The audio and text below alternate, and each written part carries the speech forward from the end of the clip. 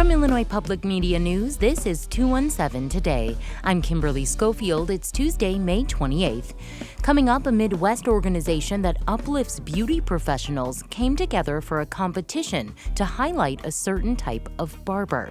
That story in just a few minutes, but first, these headlines. Local pro-Palestinian activists are demanding action from politicians after Israeli airstrikes killed dozens in a refugee camp in Rafah. This report includes graphic descriptions of violence. IPM's May Antar reports. One video, posted by independent Palestinian photojournalist Mu'taz Azaiza, shows black and red skies filled with smoke as a man holds up a beheaded child. Sana Sabuwala is a member of the CU Muslim Action Committee. She says she will never unsee that image.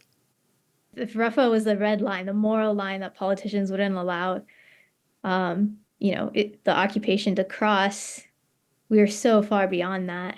And I'm not sure, how, 15,000 plus children have died, right? How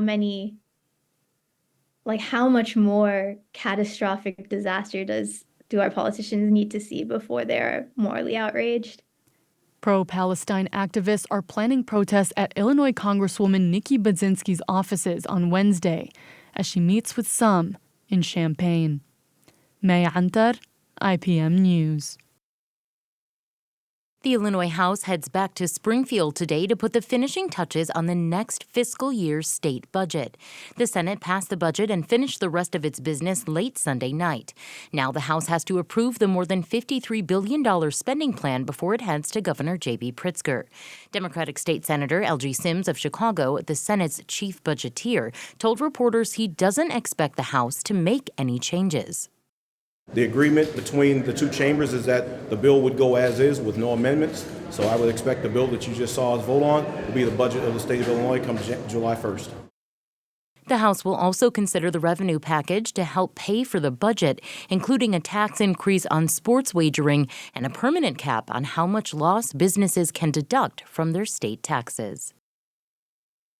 The Prairie Band Potawatomi Nation is one step closer to reclaiming nearly 1,500 acres of their land. Illinois state senators passed a measure on Sunday authorizing the state to transfer land that is now Shabana Lake State Park back to Potawatomi Nation. Senator Mark Walker is the main sponsor. It is time that we look at our past, we realize our shortcomings, we make amends for them, and take responsibility for practically fixing those problems. The federal government gave the Potawatomi much of the DeKalb County land in 1829, but then illegally sold the land 20 years later. The House was unable to pass their own version of the bill last week. The Senate bill now heads over to the House.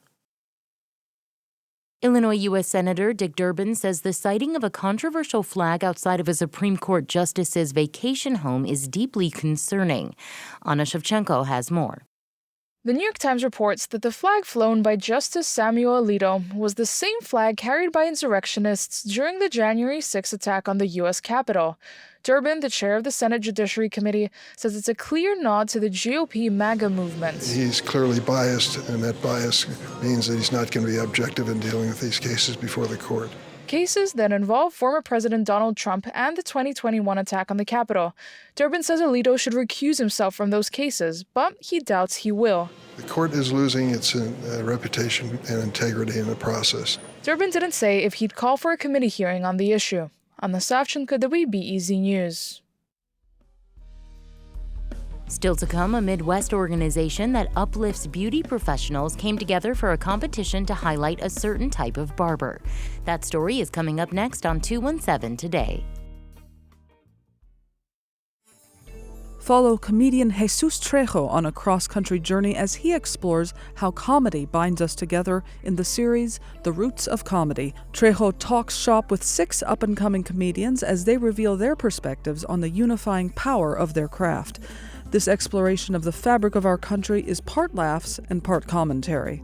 Friends of WILL can binge all 6 episodes of The Roots of Comedy now with Passport ahead of its broadcast premiere in June. You're listening to 2 and 7 Today. I'm Kimberly Schofield. A Midwest organization that uplifts beauty professionals came together for a competition to highlight a certain type of barber. Yvonne Boos has more. The Barberess Battle Royale took place at Half Baked Bar in Rockford this past Sunday.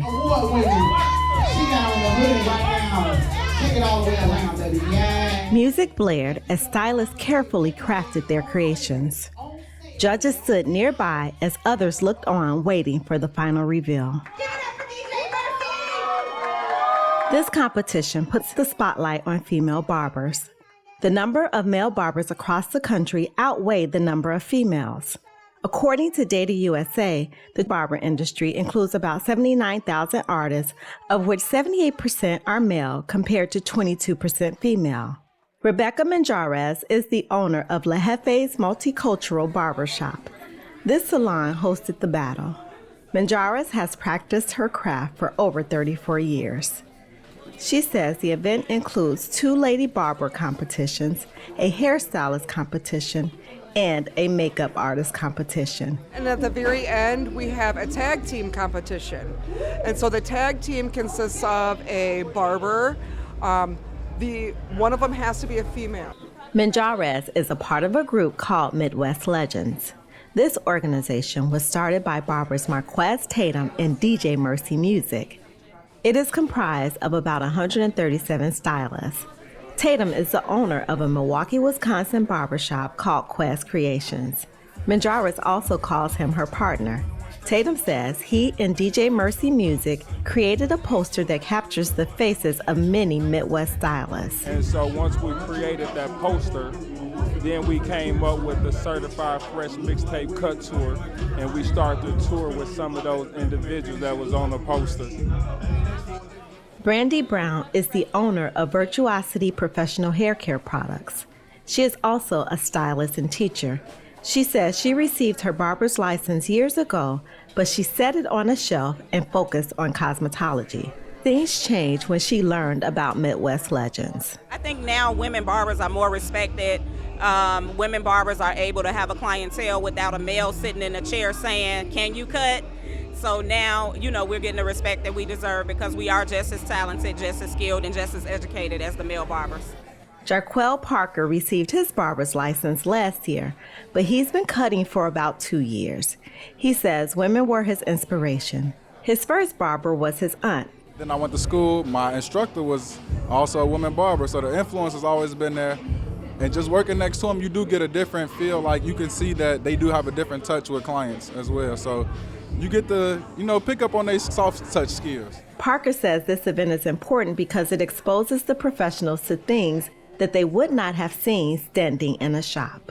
Tyrese Harris says this is his first time attending an event like this. After this entire show, there was a few barbers I took the time to actually, really appreciate their skill. One was Tay. Her fading skills was amazing, enough to make me want to grow hair, and I'm bald. Tatum says this event gives barbers a bigger platform. We make our voices louder out here and let barbers know, hey, women barbers are here. Let the world know they're here, they exist. And for the men asking the ladies, can you cut?